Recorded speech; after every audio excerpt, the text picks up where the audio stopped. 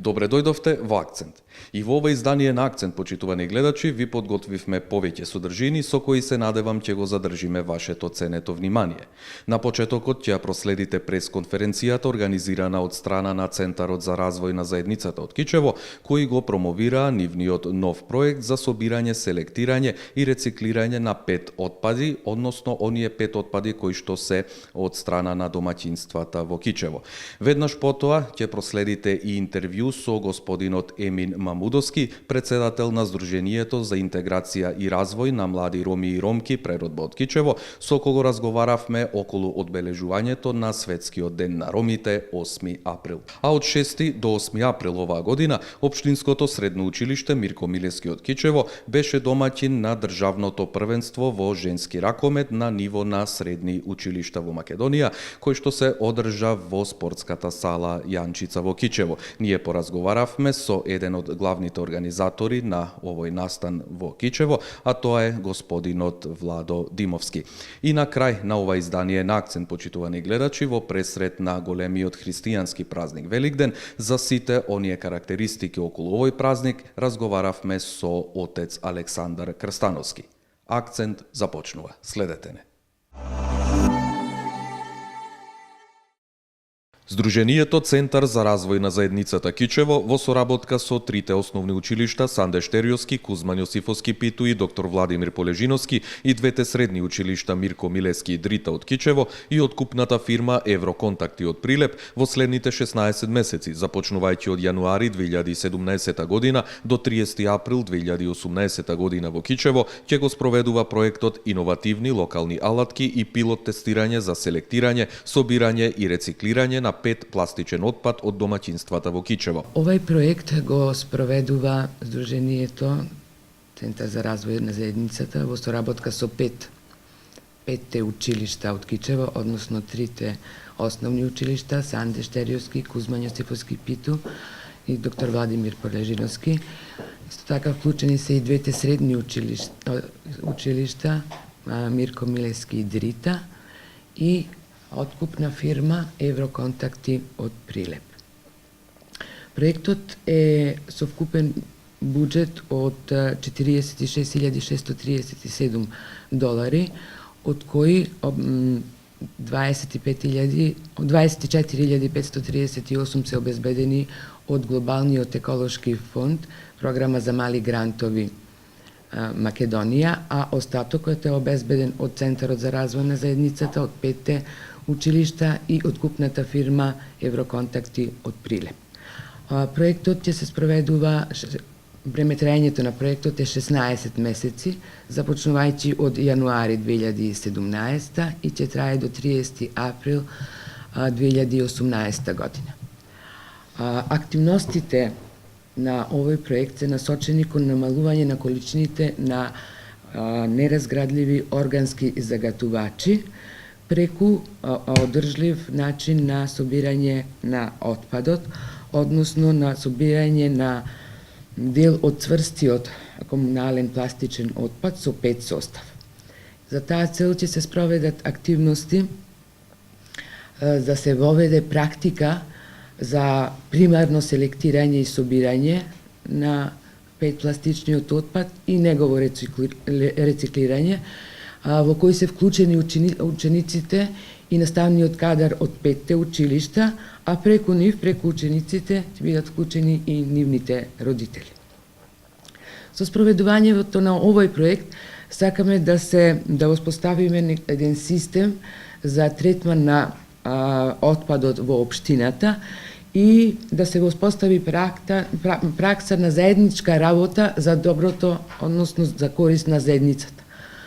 Која би била корис на заедницата од овој проект? со тоа што би се намалиле количините, односно би се намалил ризикот од испуштање на неразградливите органски загадувачи од оваа 5 пластична амбалажа. Друго би било што би имале почиста околина.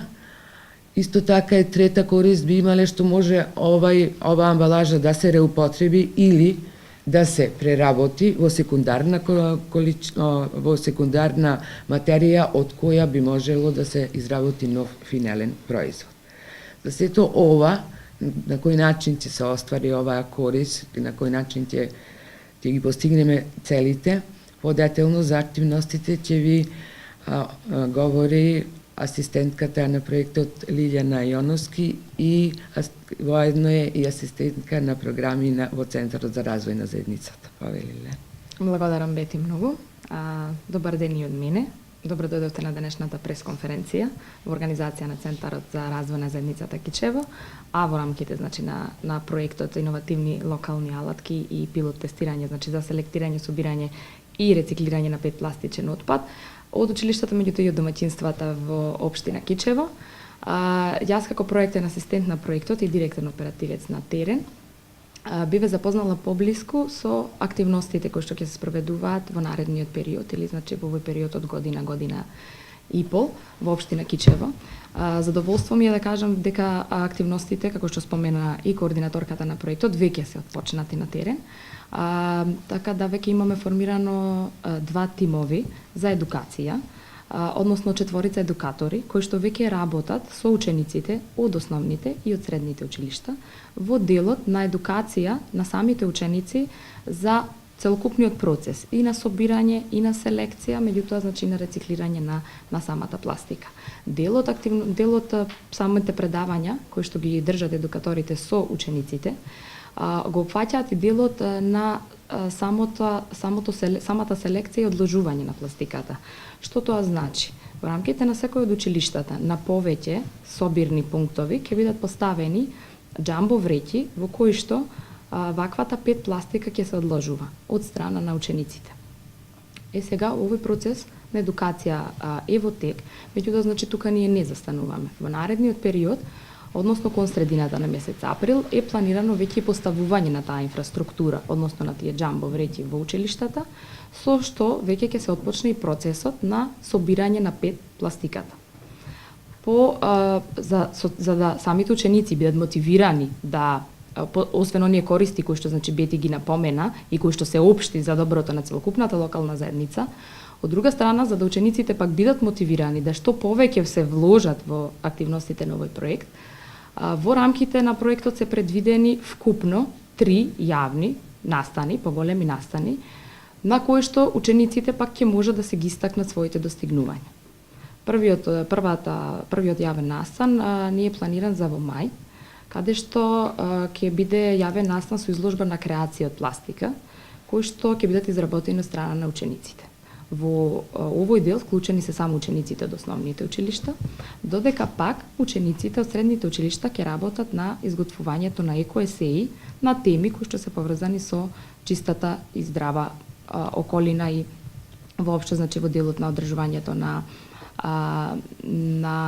чиста средина. Покрај ваквиот настан ќе се направат и 2 пресеци на собирање на пластиката, и тоа едниот е планиран за веќе наредната учебна година, ќе му дојде во декември, кога се собираат количините на собран отпад од сите 5 училишта, 3 основни и 2 средни училишта, при што она училиште кое што ќе има собрано најголема количина на пластика, ќе биде прогласено и за најактивно училиште за изминатиот временски период во кој што ќе се врши мерењето на собраната пластика. Тоа е исто така една мотивација за учениците и последниот јавен настан исто така ќе биде во рамките на отворениот ден на Кичево без отпад, каде што меѓу другите активности повторно ќе имаме прогласување на најактивно училиште и тој настан не е планиран веќе за март наредната година, со што би се направило едно заокружување на проектот при неговото завршување. Исто така, она што би сакала да споменам е дека во периодот во меѓувреме ќе се спроведува и јавна кампања Веќе во процес на изработка сме и печатење на торби за учениците, каде што ќе можат да ги собираат пластичните шишиња и да ги носат на училиште. Покрај тоа ќе има и соодветни постери кои што ќе апелираат за собирањето на пластиката не само од страна на учениците, туку исто така и од страна на родителите, па и останатите граѓани, бидејќи таквите постери ќе бидат поставени покрај во училиштата и на повеќе видни места низ градот. Исто така, за да на крај, по завршувањето, значи на најголемиот дел од активностите, се изработат и посебни лифлети или промотивни материјали во кои што ќе бидат изложени целокупните достигнувања, постигнувања или резултати во рамките на проектот. И исто така, она што сметам дека ќе биде доста иновативно, меѓутоа доста и корисно за промоцијата на овој проект, меѓутоа така и за исто така и за можности за негова идна репликација на проектот и во руралните средини, па и во други градови во иднина, е изработката на завршно видео кое што ќе ги содржи сите активности кои што ќе се спроведуваат во текот на оваа година, година и пол во рамките на проектот, при што исто така свој удел или своји впечатоци од самото спроведување на проектот ќе дадат и четворицата едукатори кои што моментално се ангажирани во проектот, проектниот тим, меѓутоа исто така и представници на училиштата, самите ученици и граѓаните, за да се види кои се вкупните ефекти од реализацијата на овој проект во локалната заедница. Ваквите видеа ќе бидат достапни и јавно промовирани, исто така и преку медиумите, меѓутоа доставени до сите училишта, учениците и граѓаните на општина Кичево. Очекуваното влијание од проектот е стимулирање на социјализацијата и самоорганизираноста помеѓу вработените, родителите и учениците во основните и средните училишта преку низа групни активности, едукација на сите жители, припадници на различни етнички заедници за вклучување во примарна селекција на отпадот за намалување на неразградливи органски загадувачи. Едукацијата и кампањата како активности на проектот ќе придонесат за зголемување на количините на селектиран отпад минимум за 10% со самото подигнување на свеста кај учениците, а преку нив и кај родителите како граѓани на општината.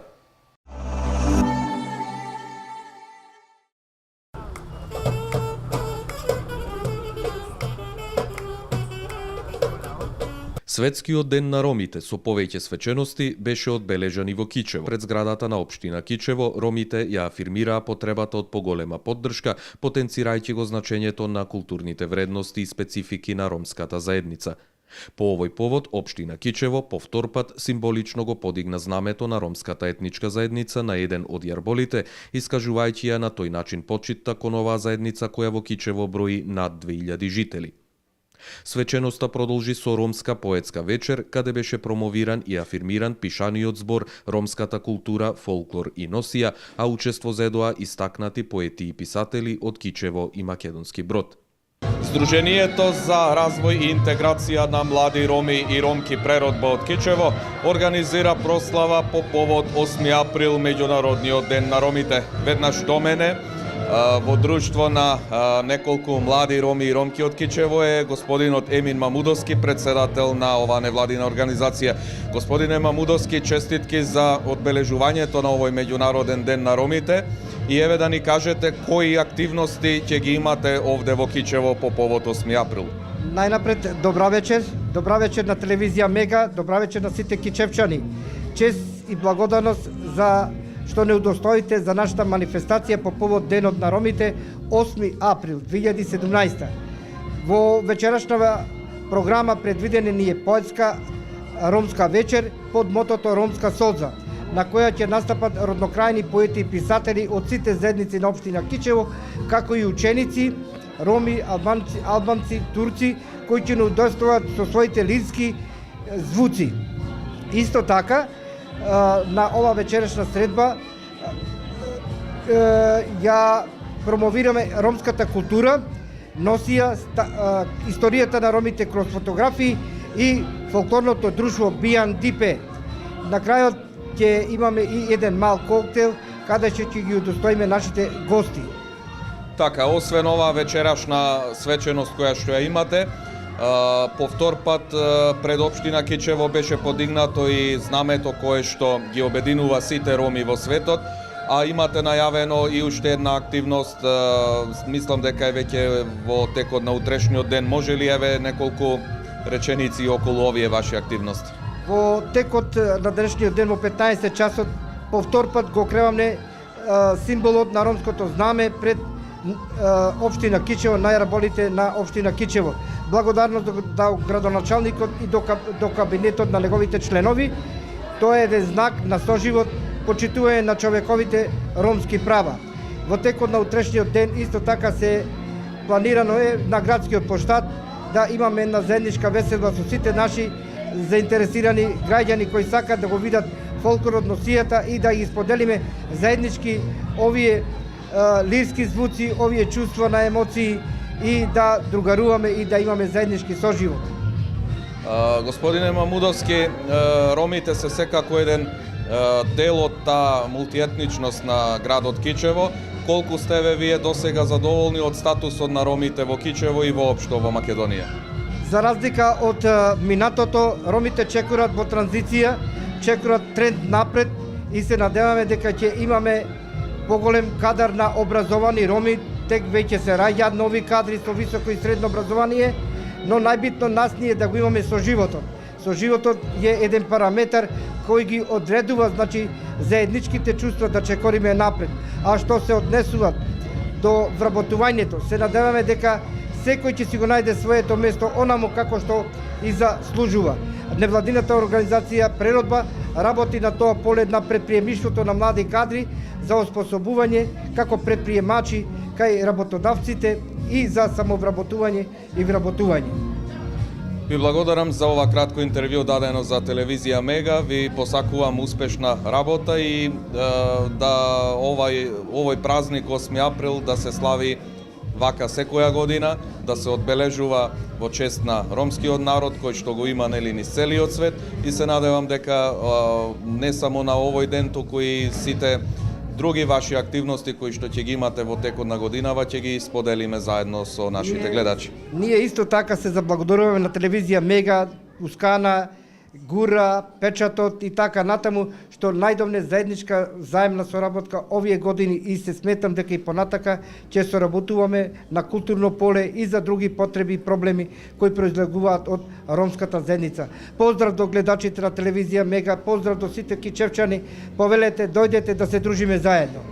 Последниот период, ромите од Кичево се застапени во речиси сите државни и локални институции, а во актуелниот совет на општината се застапени со еден советник од ромската етничка заедница. Од 6 до 8 април оваа година, Општинското средно училиште Мирко Милевски од Кичево беше домаќин на државното првенство во женски ракомет на ниво на средни училишта во Република Македонија. Учество зедоа 6 екипи од исто толку средни училишта, а со пехар се закитија ракометарките на средното училиште Нико Нестор од Струга, кои беа подобри од домаќините и го освоија третото место, додека во финалето денес во спортската сала Јанчица силите ги одмерија средните училишта Методија Митевски Брицо од Скопје и Делчево, при што скопјанките беа подобри од делчевките и со резултат од 25-19 го освоија првото место.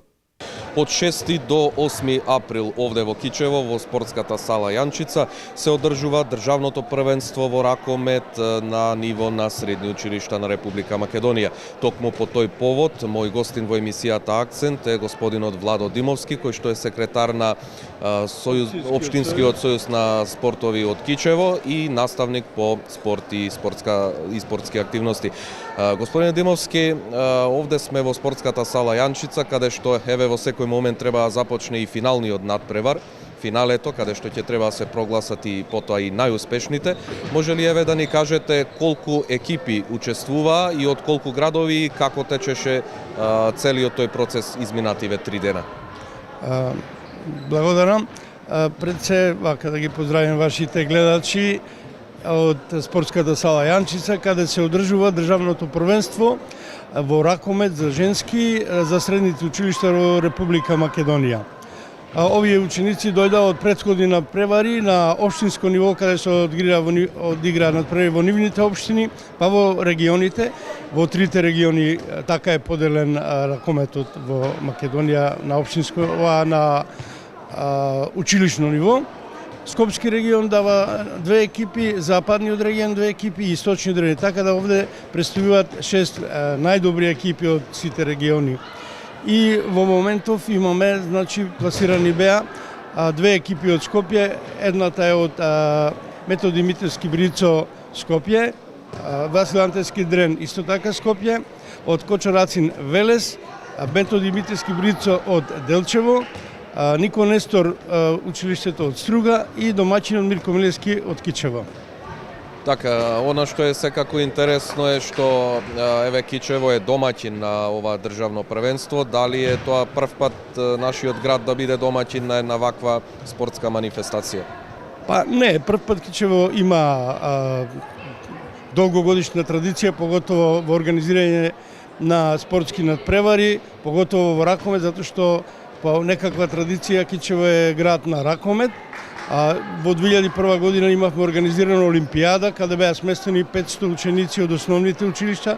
Сосема беше успешно и така, мислам, се организира една велелепна спортска манифестација, да речем, за учениците. Така, сигурно дека за најуспешните ќе бидат обезбедени пехари и награди. Дали се очекува, еве, сигурно после завршувањето на финалниот надпревар ќе се доделат и тие признанија и награди? Да, секако. Пред се да речам дека јас сум секретар на Општинскиот сојуз за училишен спорт на Кичево, воедно сум и член на извршниот одбор на Федерација на училишни спортови на Македонија. Како домаќин се јавува училиштето Мирко Милевски, а ние сме организатори.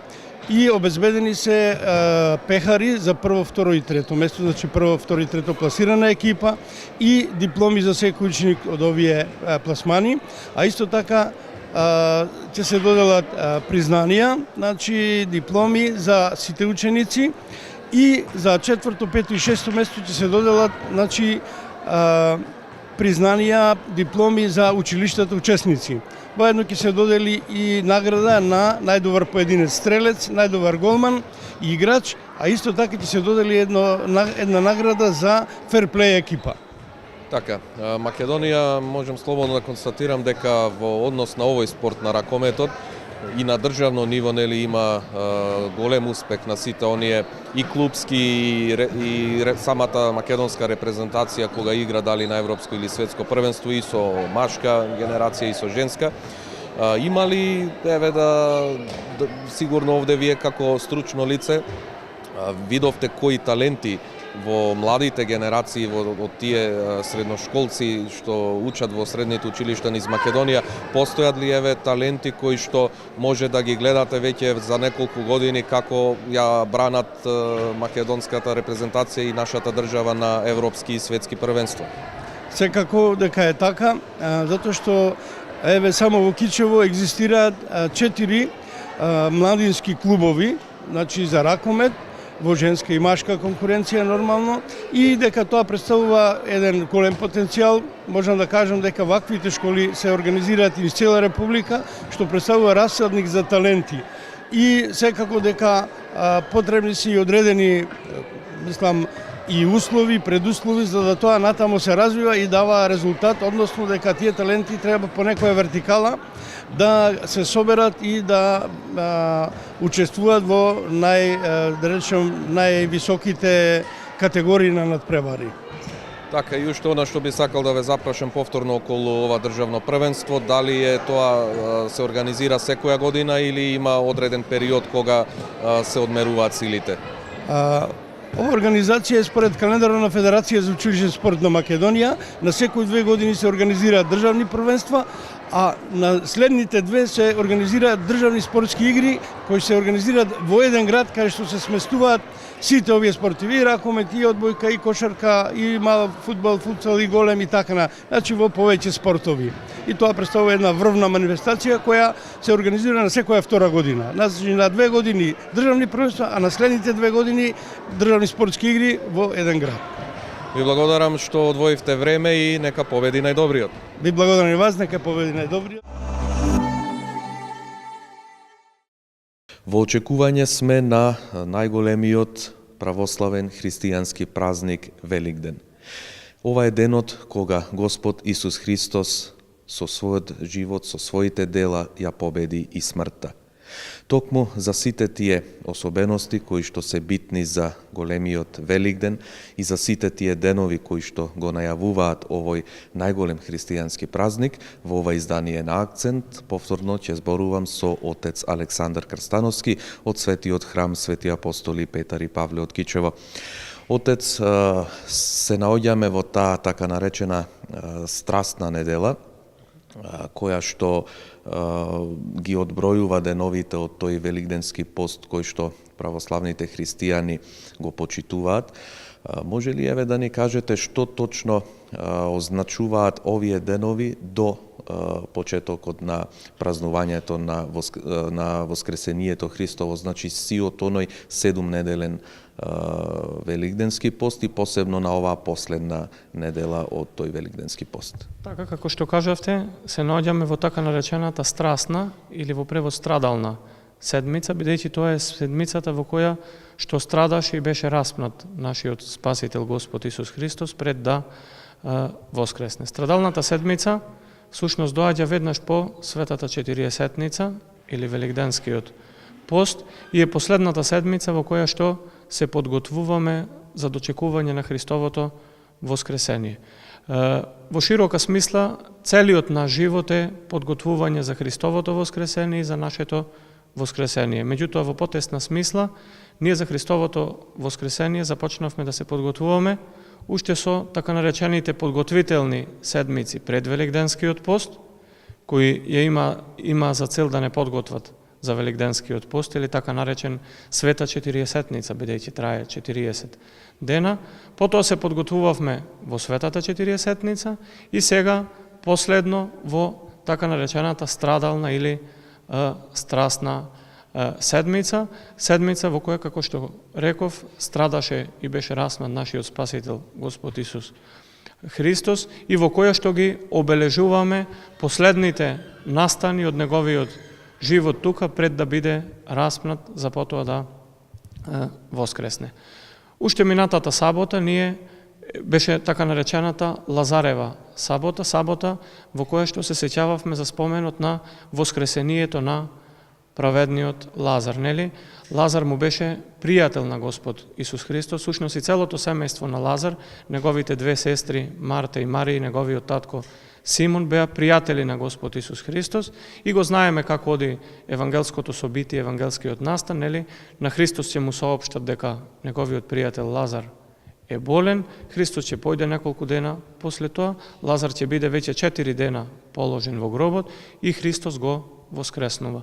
Уште на овој празник Лазарева сабота ние се подготвуваме за Христовото воскресение, бидејќи преку воскреснувањето на праведниот Лазар, Христос ни даде залог и доказ за верноста на неговите зборови дека он ќе воскресне.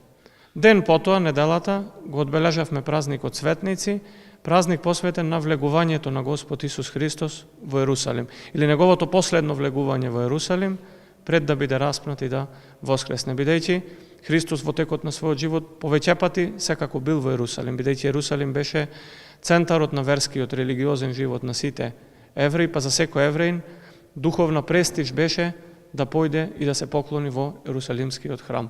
Но на Цветници ние го празнуваме неговото последно влегување во Ерусалим пред да биде распнат и да воскресне со сите оние, како што тоа ни го опишува евангелскиот текст, со сите оние настани што го следат неговото влегување во Ерусалим.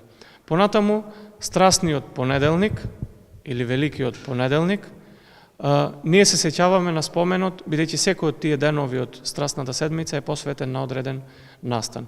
На страстниот понеделник ние се сеќаваме на споменот на праведниот Јосиф, опишан во Стариот Завет од Светото Писмо, од Библијата, кога што оној што го чита Светото Писмо го знае како е собитието, дека му завидува неговите браќа, па секогаш го маргинализираа, така да кажам, во секојдневниот живот, за подоцна да го продадат во Египет и сето тоа што следи опишано во Светото Писмо. Преку не случајно споменот на праведниот Јосиф е поместен да биде во понеделник од страдалната седмица, бидејќи страдањето на праведниот Јосиф е еден вид праслик или не подсетува на страдањето на нашиот Спасител Господ Исус Христос во оваа седмица. Исто така, овој страдален понеделник, понеделник од страстната седмица, се сеќаваме и на споменот од Евангелието на сувата смоква, која што Христос, нели, како што ни парафразирам сега, ќе се приближи, ќе види дека нема плод и ја проколнува. Тоа не е случајно, тоа укажува на најпрво на еврејскиот народ кој не ја примил неговата проповед и не го дал својот плод, а потоа тука може да се најде и секој од нас кој што го слуша Словото Божјо, ја прима проповедта, ја слуша проповедта, но не ја прави действителна, не ја применува во не го согласува својот секојдневен живот според евангелската проповед. На Великиот вторник, вторникот од страдалната седмица, ние се подсетуваме на параболата или евангелската приказна, иако парабола и приказна постои тука разлика, на евангелската парабола која што Христос ја кажува за 10 девојки, кои што нели го пречекуваат својот младонеженец, а парабола со која што Христос на преносен начин сака да ни укаже секогаш да бидеме спремни за неговото доаѓање, како што не вети, особено тоа се однесува за нас како христијани, за средбата со него при неговото второ доаѓање. Потоа, на Великата среда, се подсетуваме на евангелскиот настан кога жената блудница ќе дојде и во знак на покаяние ќе го полие со миро Господ Исус Христос. Ова е исто така не случајно овој спомен сместен во страдалната седмица, бидејќи овој настан се случил непосредно пред распнувањето на Христос. Сушност и самото излевање на мирот представува еден вид подготовка на Христос за неговото погребение. Исто така, на Велика среда се случува и оној договор помеѓу Јуда, еден од апостолите, и еврејските старешини, првосвештеници, фарисеи, книжници, садукеи и така натаму, за да го предаде за 30 сребреници Господ Исус Христос. На Велики четврток е веќе празник, ја празнуваме тајната вечера. Го празнуваме оној момент кога што е востановена светата тајна Евхаристија или причест или литургијата, па и црквата, ако сакате, бидејќи црквата почива на литургијата. Понатаму, на Велики четврток, Христос, нели, тоа го опишува Евангелието, од тајната вечер оди да се моли со апостолите во Гециманската градина, кога е и фатен и ноќта му се суди во Синедрионот. Тоа е најголемото еврејско религиозно политичко тело. Нели, под клевета му се суди, потоа е предаден, бидејќи смртна казна евреите, бидејќи беа под римска окупација, не смеа да извршат смртна казна самите, туку таа смртна казна мораше да биде верификувана и потврдена од римската власт. Откако Синедрионот ќе го осуди Христос, го праќа да биде осуден и од римските власти. Тоа се случува петок наутро. Откако ќе биде осуден и од римските власти, по барање на еврејските старешини, првосвештеници и така. Натаму, на Велики петок се случува и распнувањето на Господ Исус Христос. Потоа во саботата Христос е во гробот и во адот, каде што ги повикува душите на починатите праведници, бидејќи според еврејското традиционално и религиозно верување, душите на сите починати одеа во едно место, подземје, ад, како што ние го нарекуваме, по потекло од грчкиот збор Хадес, или Шеол, како што го нарекува евреите. Така Христос по неговата смрт слегува во адот, за да ги повика таму душите на починатите праведници. Затоа најчесто иконата на Воскресението Христово, покрај она икона каде што сликовито се изобразува, се слика како Христос воскреснува, има една икона која има, чинам дека послуштинско значење, како Христос го подига Адама, нашиот прародител, што значи дека го подига целото паднато човештво од адот со слегувањето во адот. Тоа значи се случува на Велика сабота. За во неделата да го дочекаме Христовото воскресение. Што се однесува до самите богослужби, на Велики четврток утрото се служи традиционално во црквите е воведена пракса да се служи испоред типикот секако, да се служи Василиева литургија на која се одбележува тајната вечер и востановувањето на светата тајна Евхаристија. Четвртокот навечер се читаат 12 така наречени страдални евангелија. Тоа се изводи од Евангелијата во кои е опишана тајната вечера, фаќањето на Господ Исус Христос во Гециманската градина, неговото страдање, неговото судење и неговото распнување. Велики петок наутро се служат така наречени часови на Велики петок со вечерна, во кои се опишува и се опева Христовото погребение. Велики петок вечерта се читаат и пеат така наречени статии на Велики петок, односно црковни песни во кои што се опева Христовото погребение на еден начин едно опело на нашиот Спасител Господ Исус Христос. На Велика сабота се служи по типик попладнето литургија, во која што се зборува, во која што се во чии што стихири на богослужбата се зборува за Христовото слегување во адот, а ноќта во 12 часот веќе се објавува, во 00 часот се објавува Христовото воскресение. Така, оној што на почетокот го кажав дека е самиот чин еден од најголемите во историјата на човештвото, воскресението Христово, кое што еве го очекуваме и оваа година да го прославиме онака како што доликува на секој христијанин. Еве што точно означува тоа Христово воскресение. Тоа е сигурно, како што кажав, освен што е еден од најголемите чуда кои што се случени во историјата на човештвото, сепак тоа може би праќа и одредена порака кон сите христијани. Така.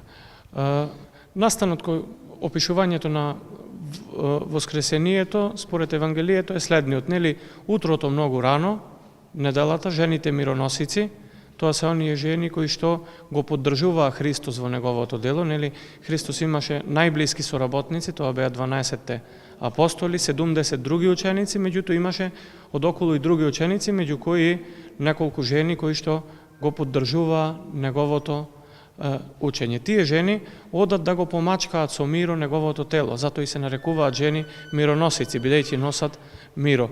Бидејќи тоа е во согласност со јудејскиот, со еврејскиот и воопшто во поширока смисла источниот обичај да починатите се погребуваат така што се издлабува дупка во некаква карпа, починатиот се завиткува со платно, се помачкува со миро.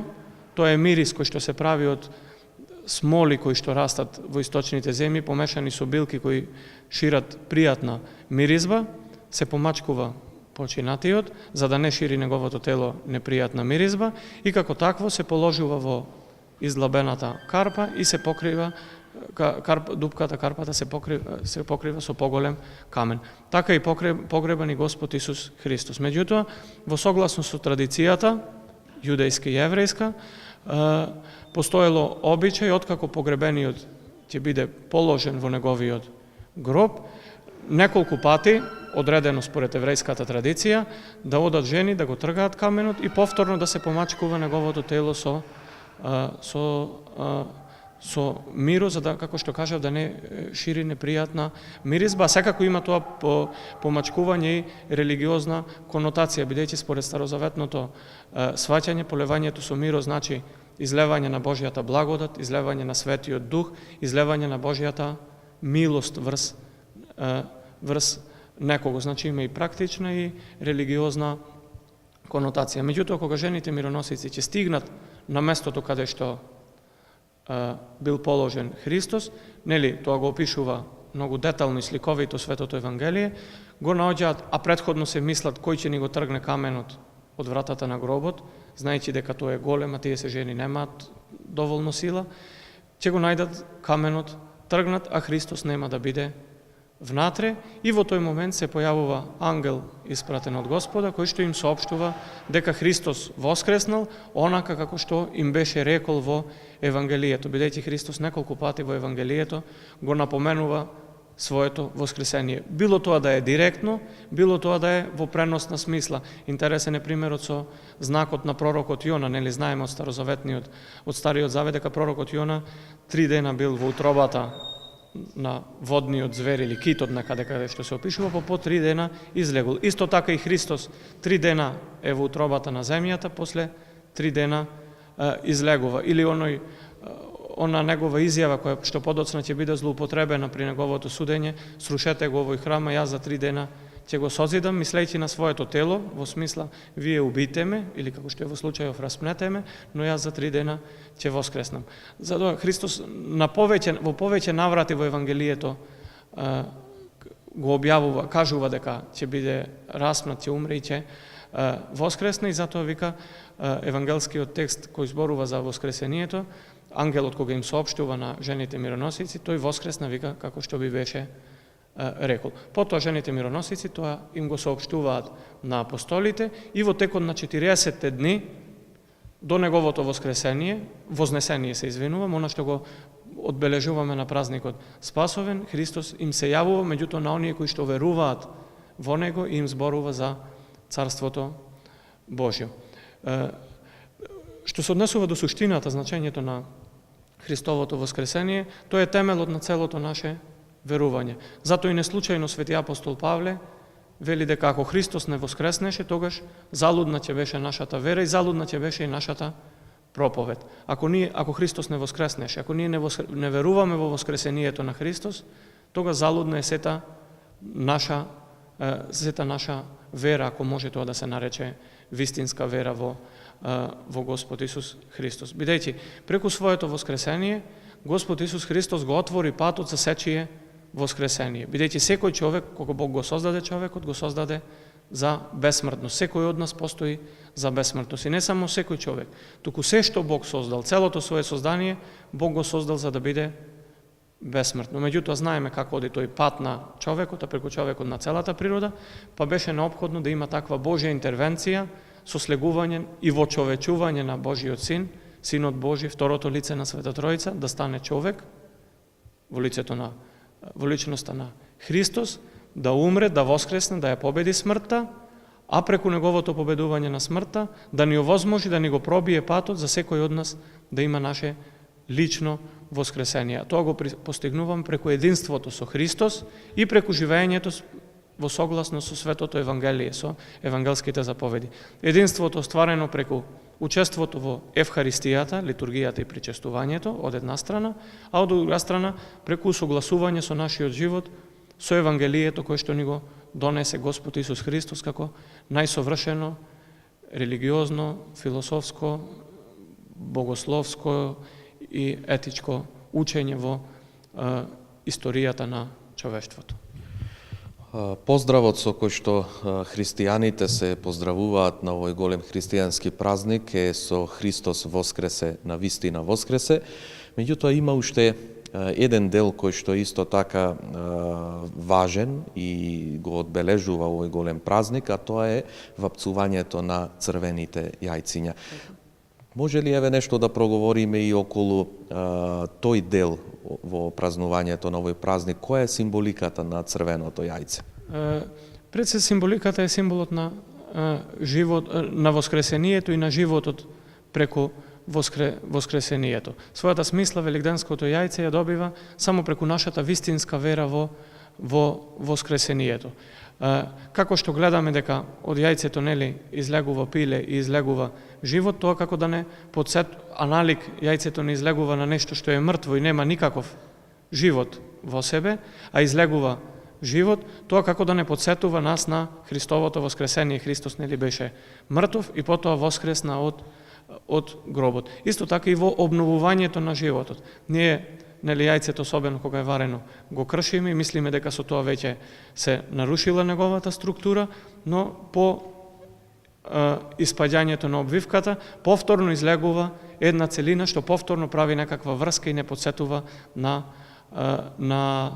животот на животот преку воскресението, пред се на воскресението и на животот преку воскресението. Тоа во текот на историјата на христијанската црква се појавило како една едноставна народна представа за сваќање и колку мудар бил народот, гледајќи од една обична представа го подсетувало на Христовото воскресение, па така јајцето станало дел од декоративниот, па и поврзано со суштината на Христовото воскресение, иако постојат и повеќе преданија она за Марија Магдалена и така натаму, што веќе им се познати на православните христијани. Отец Крстановски, со поздравот Христос воскресе, на вистина воскресе, од недела, од денот на воскресението, ние ќе се поздравуваме се до Спасовден, до вознесението Христово. Се надевам дека христијаните ќе бидат повторно среќни, ќе ги посетат сите богослужби кои што ќе бидат во чест на овој празник, почнувајќи од четврток па се до денот кога го празнуваме Великден. И еве, ако има нешто да додадете околу некоја порака до сите христијани кои што во недела ќе го празнуваат воскресението Христово. Главната порака би била секако како христијани вистински и суштински да учествуваме во Христовото воскресение. А вистински и суштински ќе учествуваме во Христовото воскресение само преку активно учествување во литургијата, во христијанските богослужби, преку правилно сваќање на значењето на Христовото воскресение, да не се задржиме само на формализирање на празникот, зборувајќи повеќе околу трпезата, околу обичаите, а прескокајќи ја при тоа суштината на празнувањето. Значи, главната порака би било секој од нас да се потрудиме да ја сватиме суштината на Христовото воскресение, суштината на богослужбите поврзани со Христовото воскресение, па за на тој начин воскресението Христово да стане и наше воскресение, тоест да совоскреснеме, да се сопогребеме, па потоа и да совоскреснеме заедно со Господ Исус Христос во вечен живот, заедница со Него и вечно блаженство. Ви благодарам за разговорот и нека е за многу години празник. За многу години, здрави живеј. Ви благодарам што и овој вторник одвоивте време да бидете заедно со Акцент. Нови содржини ќе гледате точно за 7 дена во истото време. Довидување.